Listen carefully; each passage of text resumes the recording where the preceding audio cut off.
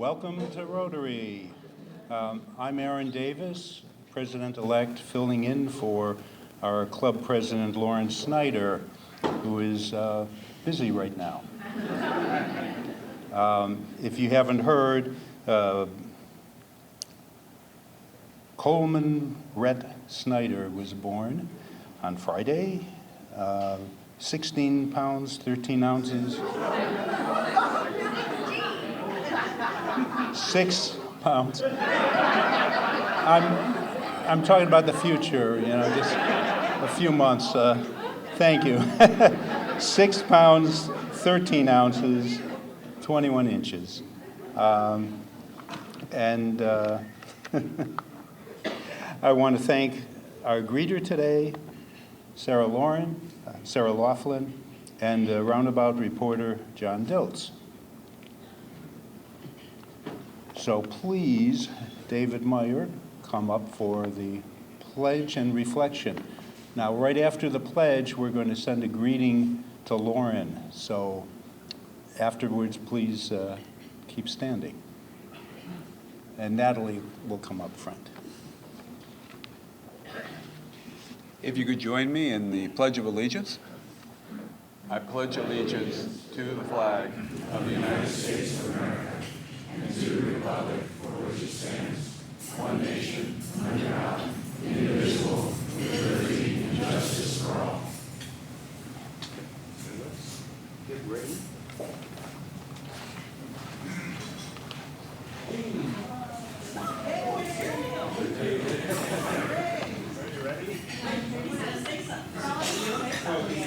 It'll be a video. I'm zoomed in on you. Okay. And then I'm going to open up. Wait on. Well, Lauren, we're sorry you're not here, but we're glad you're doing something much better. Hang on. That was a text. One. Lauren, we're really happy that you're not here.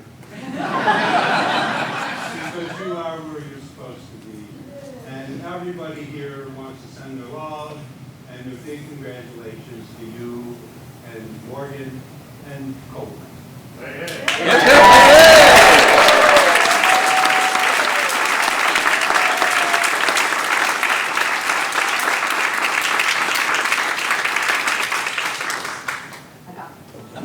Now, if you could please be seated.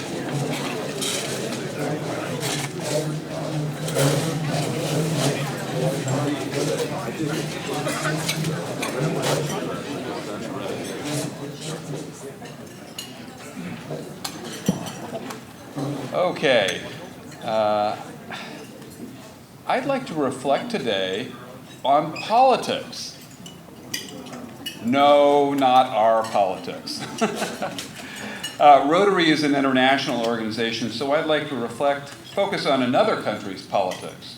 The politics of those of Australia, the home of our outgoing Rotary International president, H.S. Risley. President Risley worked hard to get global climate change onto the Rotary agenda last year because he said, quote, "It is having a disproportionate impact on those who are most vulnerable, those whom Rotary has the greatest responsibility," unquote. In Australia, the political impact of climate change has been profound.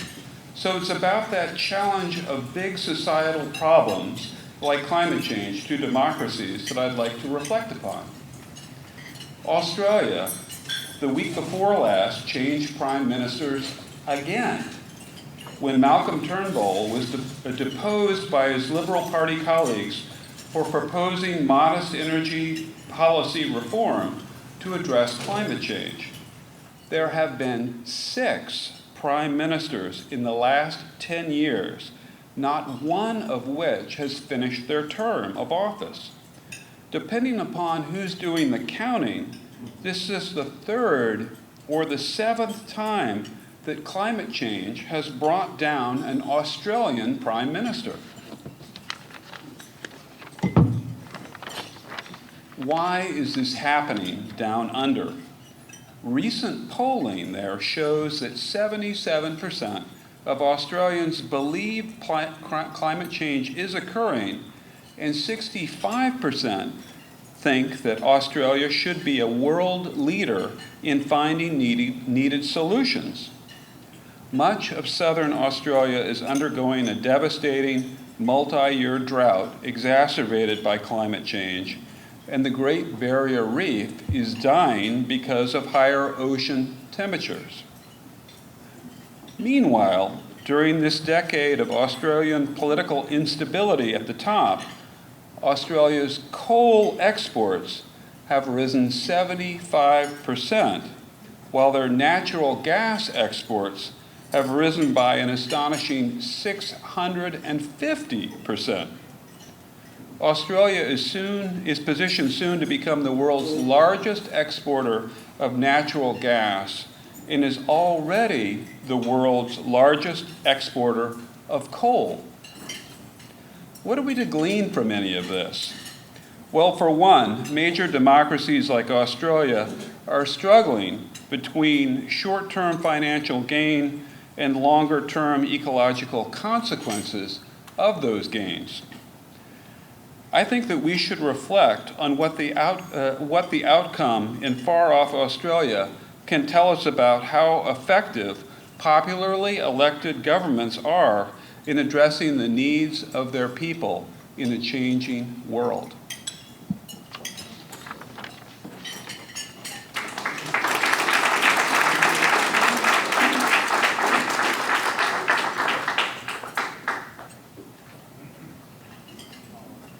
Thank you, David.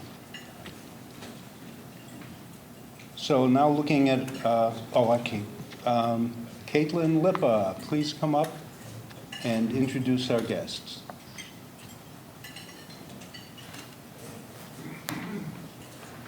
We have just a short list of guests today. Guests, we are so pleased to have you joining us. Please stand when I announce your name.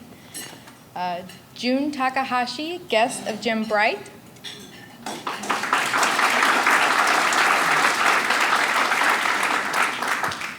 And Greg Deason, guest of Liz Irwin.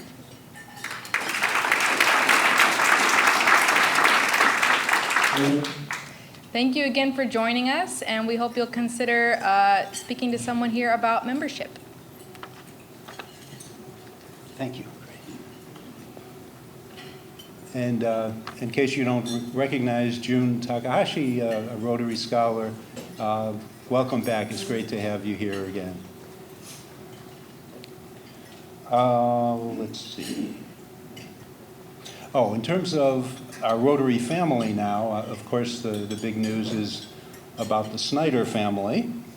And we're planning to buy a few little items, Rotary items, to give to Lauren and his family. So if anybody would like to chip in, please see Natalie in the back. Okay. Birthdays this week. Marilyn Wood on the 5th. Jim Shea on the 6th. And now here you go. John Diltz and Aaron Davis on the 7th.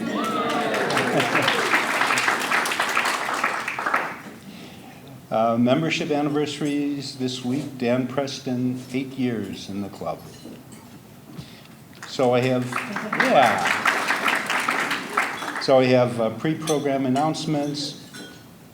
Audrey Sater, the Global Glance Scholar, is leaving for London today. So, and we'll be able to keep in touch with her, follow her through her website. If anybody wants information on that, please email me. Our district Global Scholar. Service opportunity at the Boys and Girls Clubs, the Smart Girls Strong Women event on September 6th is still going. We're looking for more help, set up, registration, mostly cleanup at this time. So you can contact me, or I'll put you in touch with Lynn Waugh over at Boys and Girls Clubs. Next, September 15th, Amethyst House, our project for the district grant is still looking for some more volunteers, and Ann Connor is going to mention that when we get to the happy dollars. Comedy Attic is having a 10th anniversary 100% benefit going to Teachers Warehouse, starring Michael Ian Black, September 20th, 8 p.m. See Sarah Laughlin for details. Then we're having our district governor, Sue Wright, speaking here on October 2nd, which is a really great event. And she'll be meeting with the board beforehand. Our 2018 Rotary Toast honoring Steve and Connie Ferguson is November 2nd, so make sure your calendar's marked for that. And then we're going to have more information rolling out on the Lunch Buddies, the quarterly Lunch Buddies initiative that Lauren has put together. So be thinking about that. Okay, happy dollars.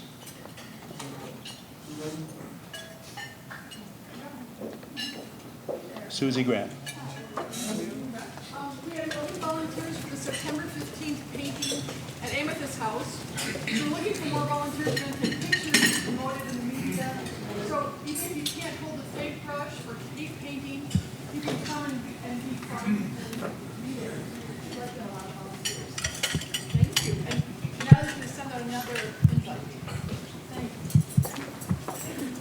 you. And I'm excited not only for Lauren and his wife and their new baby, but because we've had other people in the club who have recently had babies, and that didn't used to happen, so.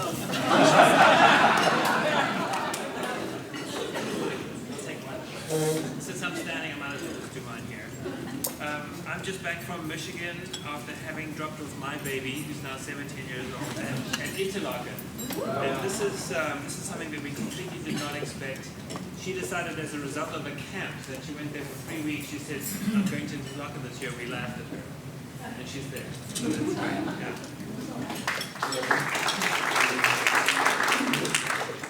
As Aaron noted, Aubrey Cedar is going to be on her way to Case College this evening from Chicago. But it would not have happened without the fortitude and persistence of Jim Bright to relaunch the Global Grant Scholar Program. So,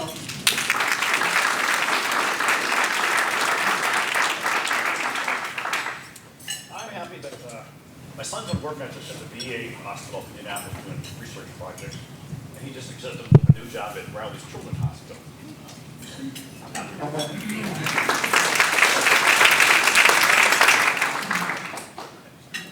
I'm happy because last weekend I went to the 4th Street Festival, and I was just so happy to see our community so full of art, and it was really fun.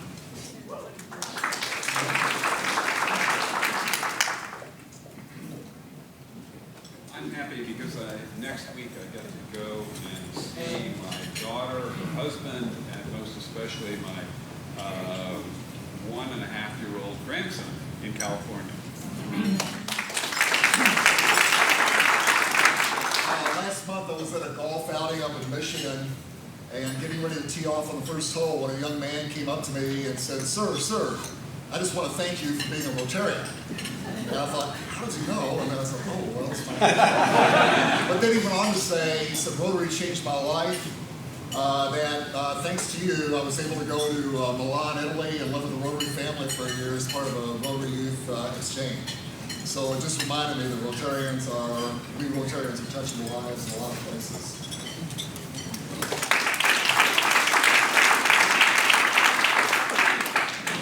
I'm very happy because my son-in-law and daughter who have moved to Rochester, New York, but I'm especially happy because he has taken a position at SUNY Rockport as a collaborative pianist, tenure track, with a bachelor's degree, but he has eliminated 8 sources of income to 1 and eliminated an hour and a half or more commute all over the Boston metropolitan area. And my daughter has been arranged to do her work as an architect remotely. And they are like half a block from the school for their kids. It is amazing. And I'm so happy.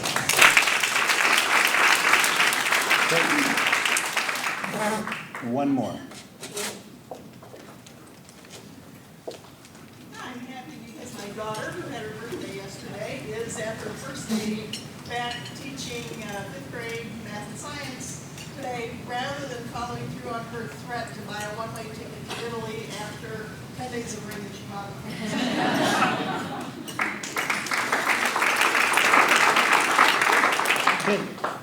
Thank you.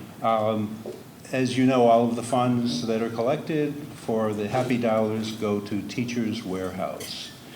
Now I'd like to call on Jim Shea to introduce our special guest.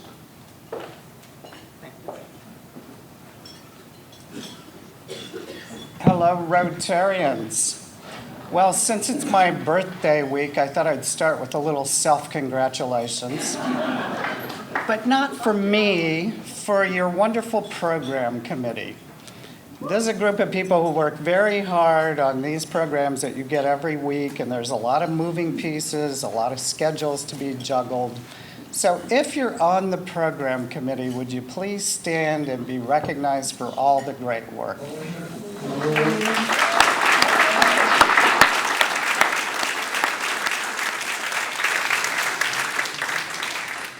Michael Shermis is co-chairing this year, and I'm very happy that we usually manage to get through every year with only making somebody mad once or twice, which is pretty good. All right, at a recent program committee meeting, the idea was floated that we have speakers from a lot of nonprofits and certainly a lot of speakers from IU. But people would like to hear from more speakers from the local for-profit sector. And when that came up at the program committee meeting, Pat East was the first name that jumped into my head. Pat is co-founder and CEO of Bloomington's very successful Hennepin Marketing. Pat founded Hennepin in 2004. Which was about maybe 5 or 6 years before I started thinking about pay-per-click. Hennepin has been an Inc. 5000 company 4 consecutive times. It's been best places to work in Indiana 6 straight years.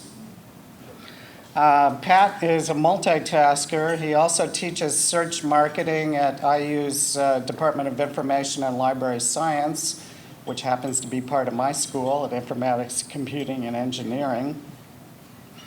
He's also an angel investor and has mentored a lot of young entrepreneurs, which he's also done at our school.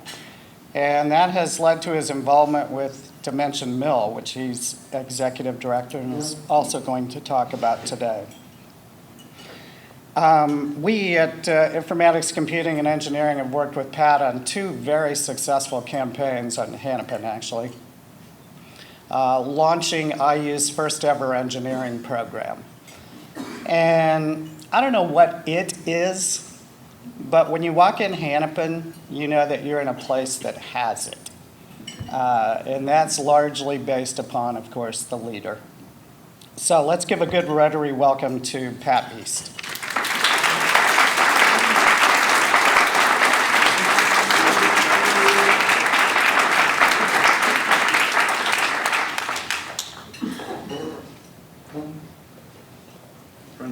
Microphone? Yeah.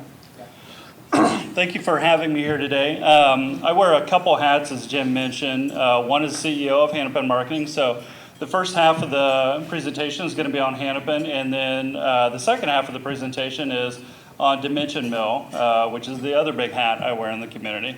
So first on Hennepin Marketing.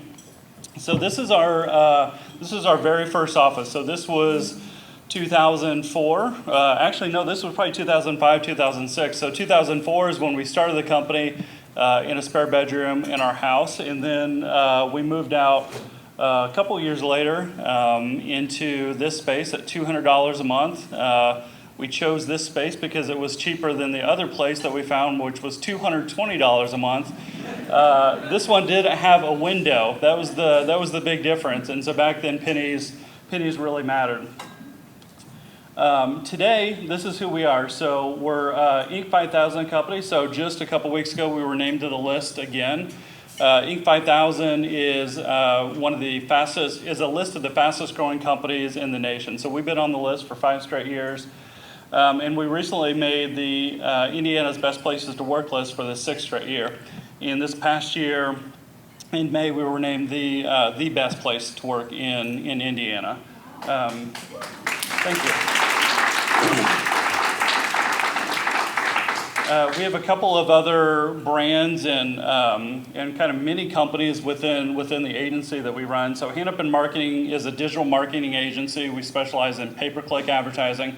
So anytime you go to Google or Bing or Twitter or Facebook, anywhere where you see ads, we manage the behind the scenes, the nuts and bolts for our clients. We have a blog that we've been writing on for almost every day for the past 10 years called PPC Hero. From that, we launched a industry-leading conference called HeroConf. So HeroConf attracts about 1,000 people every year. We do one conference within the United States and one in Europe. The name PPC Hero came from my desire to want to do something creative within our company. The type of marketing we do is very analytical. It's really less about marketing and more about analysis. Folks sit quite literally in front of a computer for 8 hours a day in Excel spreadsheets. It's very, for most people, including myself, it's really mind-numbing work. For them, it suits their personality really well. But we do have a lot of folks that want to exercise that other part of their brain. And so PPC Hero was born out of the desire to have something creative. So we literally created an internet marketing superhero that does that. So they can write articles and kind of exercise that part of their brain. And then from that was born out of HeroConf. There was no conferences in our industry, and so we decided to start our own. This is really kind of what we do on a regular basis. So we build a lot of best practices for the industry because we have the blog, PPC Hero, and because we have the conference where a lot of folks come to, including sponsors and speakers from Amazon and Facebook and Twitter and LinkedIn and Google and Bing. We're able to really build this large community of folks throughout the world that we quite literally teach to and train on best practices within the industry. And this is where we also get a lot of clients from as well. So our clients really come from this community that we've helped build over the years. This is our approach.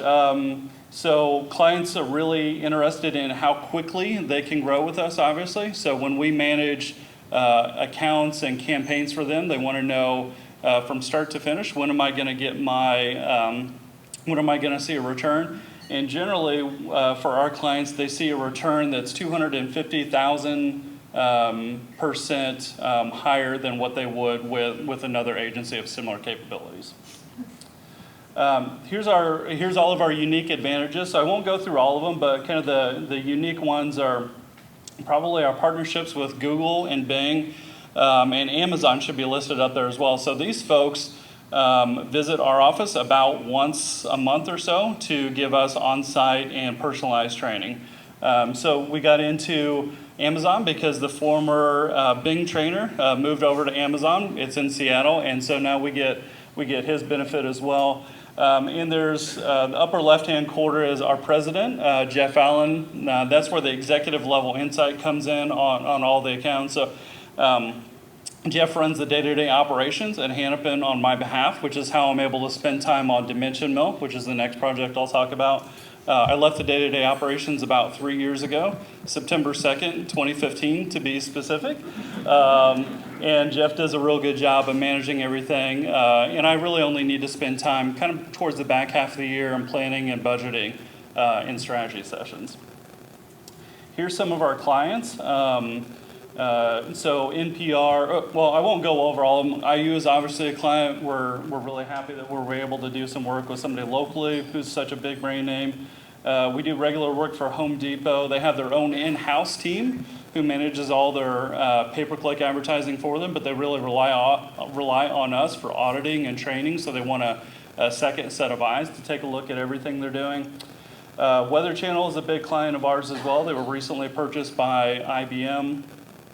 So whenever there's quite literally some sort of weather calamity in the world, our folks are working weekends and nights to make sure that they're driving as much traffic to the Weather Channel website and as many app downloads as possible so that the right people get the right information. Here's our approach to client management. So we have a team of teams approach. So what that means is we have a team of about 75 people. 50 folks are here in Bloomington. The other 25 work remotely throughout the U.S. And of those 75 folks, about half of them work on our services side. We have smaller teams within that half of the company that comprise maybe 4 to 5 teams, and so you get lots of what's the word I'm looking for?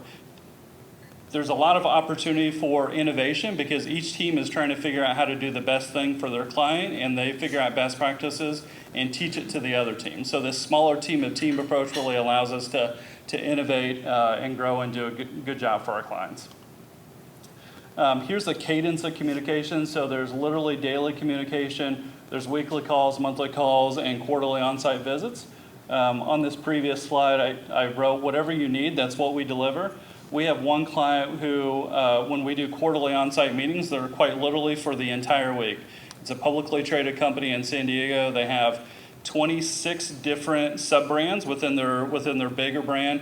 And so we have a client meeting with 26 clients that week, essentially, who want information about what's happening with their account.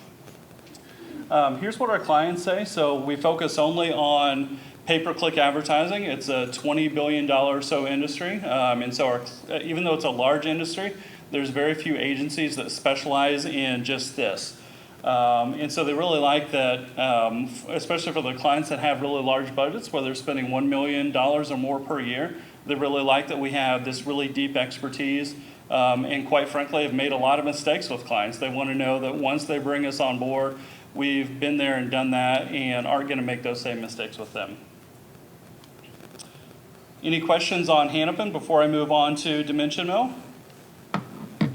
Yes, sir. Where does the name Hennepin come from? That's a great question. I'll try to give you actually, let me go back to the microphone so we get it on tape. The quick answer is when I was starting the company in 2004, there was this really weird and odd trend in our industry to name your internet marketing agency after a one-word Latin or Greek phrase. And I thought, hey, that's going to fall out of favor really quickly. Sure enough, it did. But I thought if I could figure out something that was a little personal to me, that would be a nice jumping off point. Hennepin is the Filipino word for search. My mom was born and raised in the Philippines, immigrated here in the late 60s. And so because we do search engine marketing, Hennepin being the Filipino word for search, that's where that came from. All right, I'll move on to Dimension Mill. I need to pull up the new presentation.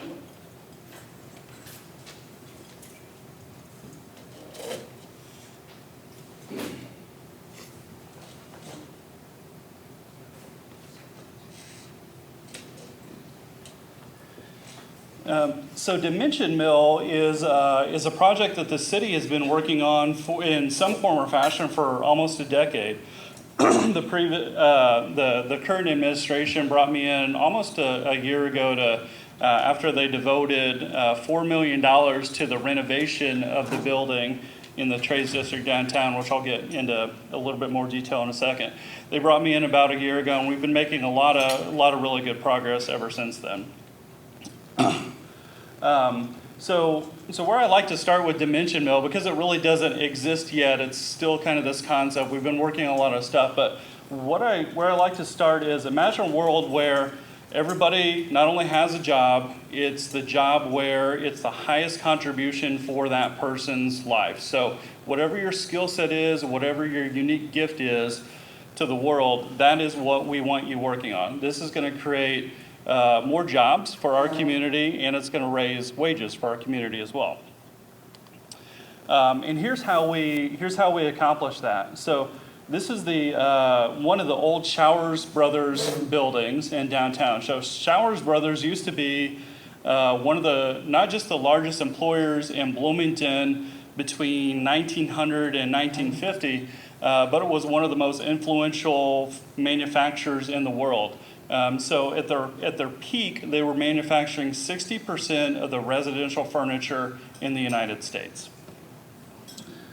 This is what this is a rendering, obviously, of what the Dimension Mill will look like once it's done. So we should open, knock on wood, right around Halloween. That'll be when substantial completion of construction is done, and then we should be opening doors shortly after that. So this is what the area is going to look like. It's 19,000 square feet of co-working and business incubator space. What we want to do is we want this to be the home for remote workers, for freelancers, for people starting companies, for these backpacking idea companies that are currently working out of Starbucks. We want them to have a home, particularly in downtown Bloomington, to help spur more development. And this will be the place where Bloomington can quite literally say, here's the physical, tangible way that we're helping our entrepreneurs to start companies, to create jobs, and to grow wages. Here is, courtesy of Mr. Jeff McKim, who emailed me this morning. Here is an aerial drone view of the Dimension Mill probably less than 24 hours ago. So this is very, very new. So this is exactly what this image looks like from the same exact vantage point. This is what the current construction looks like. So you can still see the sawtooth roof. Obviously, solar panels and windows are going to go in there, and there's lots of construction around there, including the creation of a new street that runs east and west that's going to be in between, it's going to be directly south of 11th Street and 10th Street. It's going to be right in the middle. So here's the obstacles we have to overcome. As I mentioned, the city's been working on this project in some form or fashion for 10 years. We're getting a lot of momentum through initiatives that the BDC is putting together, like B-Start, through entrepreneurs like myself who are devoting time to it. I saw Betsy Trotsky in the back. Her husband, Mike Trotsky, has been working on this project for a long time. He's on our board, is doing a phenomenal job building and growing his company. We want more of that, which is why we're doing Dimension Mill. Here's the known obstacles we have to overcome and why it's taking us such a long time. So the first is talent. So every great startup community has four things. They're talent, capital, training, and cheerleading. These are the four ingredients. So talent, we have a lot of really smart people in Bloomington. We're one of the probably top 20 smartest cities in the United States. We have more advanced degrees per capita than anybody else. We don't have a ton of capital here. We don't have a lot of investors here. We don't have a lot of angel investors. We don't have a lot of high net worth individuals that say, instead of putting money into real estate, for example, I'm going to put it into these startups. We are starting to offer a lot of training. So since I was brought on in about September of last year, we've been offering a lot of weekly and monthly programming. We've been trying to pull together entrepreneurs and speakers and executives together to teach everybody, teach all these really, really incredibly talented, smart people how to run and how to build startups. The thing that we can really check off the list already is cheerleading. Everybody involved in this project loves Bloomington. Everybody loves what they're doing here. They want to stay here. They want Bloomington to be better than what it currently is. And so we have a lot of really smart people helping us with this project and helping it move forward. So of the four things, we've got cheerleading ticked off pretty well. Talent, we've got a lot of smart people. We need to train them though, and of course we need to get more capital in here. More big companies buying our products, helping support these smaller startups, and of course more investors here as well. The pot of gold at the end of the rainbow, if we do all of this well, is more companies like Cook Group. So they're a $2.3 billion medical device company. They're important not only because they're really large and they're a good employer. I think they were number 25 on Fortune's best places to work in the world, but because they're wholly and solely owned by the Cook family in Bloomington. And so when They do things like sell Cook Pharmica, and they sell that to Catalent. That $1 billion that they sold it for all stays here in Bloomington. When a larger company in Indianapolis, for instance, sells, that's really great for the Indianapolis community, but a lot of those dollars go off to the East and West Coast where their investors are from. So while those are really great positive outcomes for their investors, because they don't live within our community, we don't get all of the benefit that maybe what we do when somebody like Cook Group sells their company. Here's why our team is awesome. We have a lot of really talented, smart people supporting us. Hennepin, as I mentioned, that's my company, but all the folks there running it on a day-to-day basis do a phenomenal job. I quite literally spend maybe 4 to 8 hours per month on Hennepin, so I'm able to spend the rest of my time on Dimension Mill because it does require quite a bit of focus and concentration. The city of Bloomington's put $4 million into this particular project, $7 million in infrastructure. This is no small investment in making sure our downtown stays vibrant and our community, business community is vibrant as well. IU's made a large financial contribution to us as well, which we're very appreciative of. Ivy Tech, folks at Cheddar, Periodic, Secretly Group, and B Corp, they're all startups in Bloomington. They're all on our board as well, helping advise and guide us as well. And that's it. Questions about Dimension Mill or Hennepin? Thank you. Yes, sir. Is there still an enterprise zone in Bloomington? Is there still an enterprise zone in Bloomington? Yes, there is. The Bloomington Urban Enterprise Area, I believe. So the Dimension Mill is square. It is right in the middle. That Hennepin actually is as well. And so these are, I'm going to muck this up just a little bit, but generally speaking, if you have a business that's located within the BUEA area and your employees work there as well, the company gets a tax credit and the employees get a tax credit as well. So it's a really good incentive option for locating your business downtown and working downtown as well. Yes, yes, sir.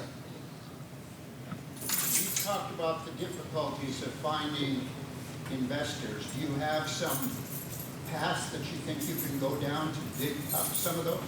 That's a really great question. So are there paths to dig up some of these investors? So I have gone down about 100 paths or so so far, and I keep coming up empty. So I believe there's a lot of high net worth individuals in Bloomington. I think the biggest obstacle we face is we love student housing, quite frankly.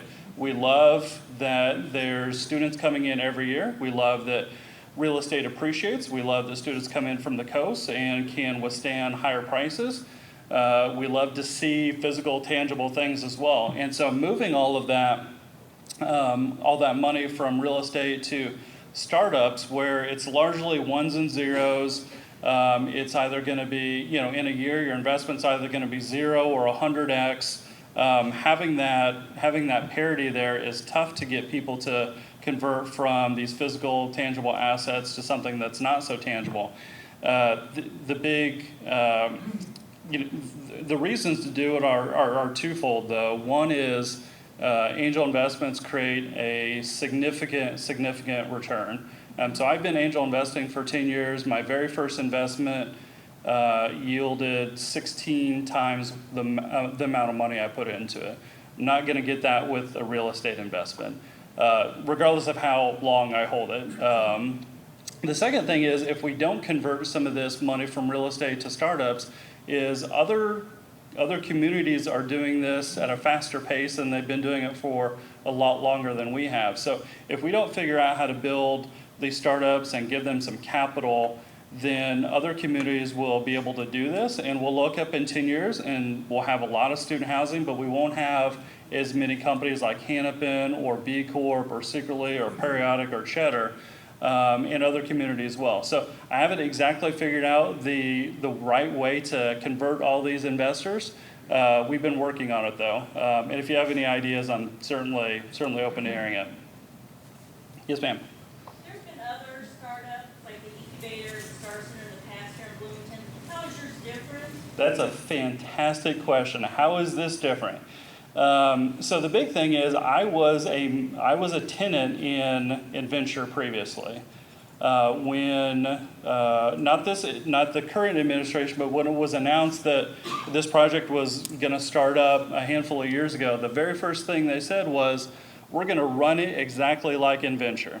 And I thought, wow, I was in Venture, and that is a horrible, horrible idea.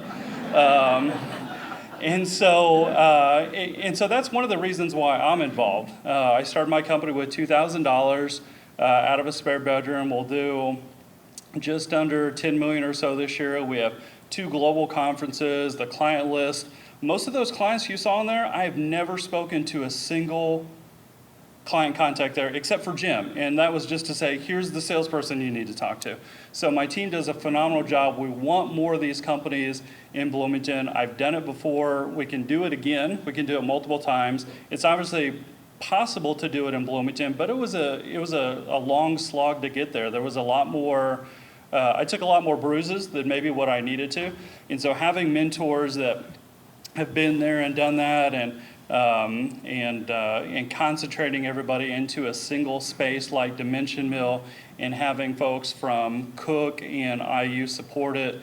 The president of Cook is on our board, as an example. All of that makes a huge, huge difference. And besides just me being involved, it's very entrepreneur driven. And I think that's probably not only my experience in Venture is informing what we do here in kind of an opposite but good way. It's entrepreneur driven this time. And so previously I think it was very government driven, and I think they had an idea of what to do, but maybe not exactly the right things. And if he were in the room, if Mayor Hamilton were in the room, I'd say this right now. It is phenomenal and great, and I'm so appreciative that he's put $4 million into the project, and he and I both agree that after renovation, they need to stay out. They need to hand over the keys, literally and figuratively, to the entrepreneurs and let them run it. And that's what our agreement is. Once we open the doors, I'm responsible for all of our fundraising at that point, and we get $0 from the government at that point. So that's, I hope that answers your question. Yes, Kim. How far out geographically are you going to recruit startups? And the second part of that, what kind of programming do you envision? So how far out are we going to recruit startups, and what kind of programming do we envision? So one of the really great assets that we have about Bloomington that other cities within Bloomington doesn't have is, quite frankly, we're Bloomington. If you want to stay in Indiana, we are an aspirational city to live in. If you're in Richmond or Evansville or Fort Wayne or South Bend, and you want to stay in Indiana, this is a fun, cool, progressive place to live. Now, if you want to go live in Chicago or New York or LA or Miami, we can't compete with that. We can't scratch that itch. So if you want to go live in those cities, go live there for a handful of years, boomerang back once you're ready to start your family, and then we can help you then. But if you want to stay in Indiana, we are a great place to live. And so part of what our strategy is, and part of what we're fundraising for, is a full-time position to travel around to campuses around Indiana to identify high potential founders and high potential startups and convince them to move to Bloomington and be in the mill. Some of the programming that we've already created is we have a monthly networking event called Collide. That's basically a networking mixer for technology and innovation professionals to get together and quite literally and figuratively bump into each other, because there's no other place for them to do that right now. We have a monthly skills presentation called Level Up, where we invite an executive from a fast-growing company in Bloomington to teach our startups about some operational aspect of their business, so whether that's marketing or sales or recruitment. And we have a handful of other programming that's on the docket right now. So one is called Future 101, which is we bring in another expert from a cutting edge, bleeding edge topic like blockchain or offline to online or drones, driverless technology, and we teach our startups in our community what they need to, the basics of what they need to know about that, so they know whether it affects their startup or not, and how they can take advantage of it. One more question. Yes, ma'am. I'm not sure how to phrase this, but how do you interact with, potentially interact with bricks and mortar and manufacturing type of businesses? Yeah, that's a great question. So how does Dimension Mill interact with small businesses and more traditional businesses? The very best way that we can interact with those businesses is we can teach them how to use technology to reach wider audiences. So as an example, Ivy Tech hosts a pitch competition every year for students to pitch their small business idea. It's sponsored by Duke Energy and called Duke It Out. They bring in judges to judge the veracity of these ideas. And they're generally small businesses. So my idea to pitch to Ivy Tech, which they're open to, is instead of selling your product or your service to folks in Bloomington or on the square, can you reach a global audience with this? Can you buy a subscription from an e-commerce site like Shopify for $30 a month that is that's automatically set up for you, and can you start selling your product to a global audience instead of just a local audience? And so we're working with folks like Ivy Tech and others to not just focus on kind of technology and innovation, but how do we help everybody in our community? Okay. Yep. Thank you.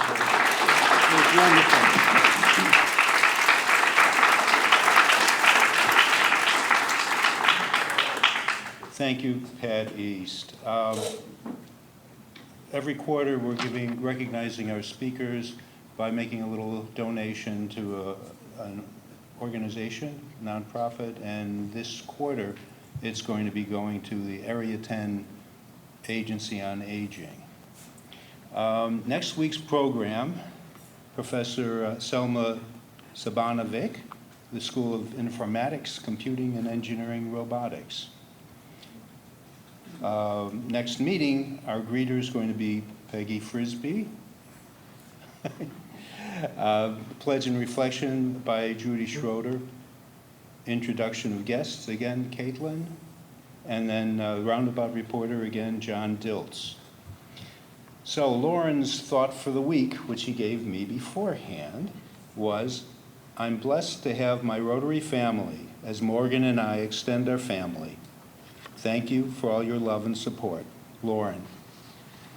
And then already in response to the little video that was sent to him, thanks to Jean and Natalie, we have a message read back. Oh my God, thank you all. Love and appreciate you all for your support and well wishes. Love, Lauren, Morgan, and Coleman. Thank you. Now, if you would stand to recite the four-way test plus one.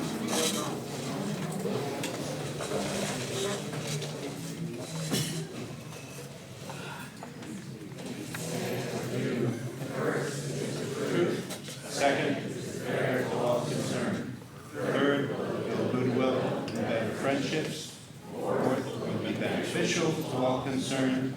And fifth, is it fun? Thank you.